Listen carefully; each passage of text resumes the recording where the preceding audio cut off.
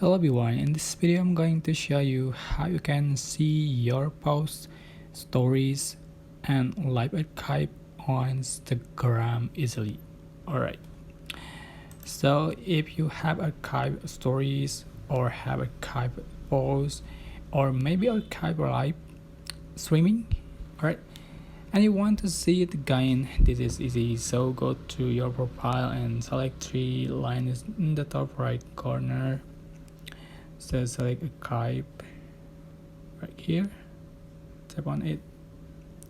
Here appears your story archive, your post and live streaming archive. So select these post archives, live archives, stories archives, and you can tap on the posts or stories you want to see it again and select more to delete or save photo or just share and etc.